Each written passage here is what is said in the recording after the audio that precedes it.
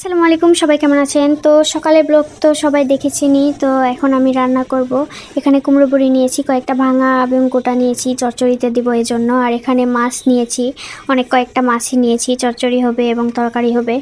আর এখানে আমি নিয়েছি সবজিতে আমি নিয়েছি ফুলকপি, আলু এবং মিষ্টি লাউ। তো সবগুলো ভালো করে কেটে পরিষ্কার করে নিয়েছি। আর এখানে আমি পেঁয়াজ কুচি এবং কাঁচামরিচ ফালি নিয়েছি, অনেকটা পরিমাণে নিয়েছি। তো এখানে আমি মাছগুলো মাখিয়ে নিলাম মশলা দিয়ে, দেন এটা ভেজে নেব। আর এই পাশে আমি কুমড়ো বড়িগুলোও ভেজেছি, অনেকটা তেল দিয়ে ভালো করে লাল লাল করে ভেজেছি। এখানে আমি পেঁয়াজ ভাজতে দিয়েছি, হালকা করে বেরেস্তার মতো হলে এখানে আমি গরম মশলা দিয়ে দেবো। আজকে গরম মশলাতে বেশি কিছু দিব না, শুধু জিরা, এলাচ এবং দারচিনি দিব সামান্য, দিয়ে এটা হালকা করে ভেজে নেব। তো এরকম ব্রাউন হলে এখানে আমি মশলাগুলো দিয়ে দিব, দিয়ে ওইটাও হালকা করে ভাজার পর আমি এখানে পানি দিয়ে সামান্য বাটা মশলা এবং গরম মশলার গুঁড়ো দিয়ে দিব, যেমন হলুদ, লবণ এবং শুকনো মরিচের গুঁড়ো দিব। তো এই তো হালকা করে ভাজার পর আমি সব মশলা দিয়ে দিলাম পানি দিয়ে।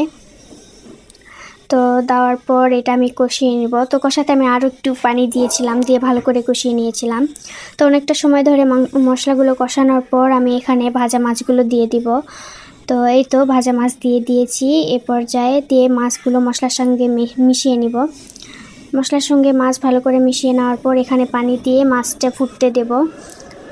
দেওয়ার পর এখানে আমি আরেকটি পাতিল নিয়েছিলাম চচ্চড়ি করব দেখে, আর এখানে তো আমি মাছ ভুনা করতেছিলাম।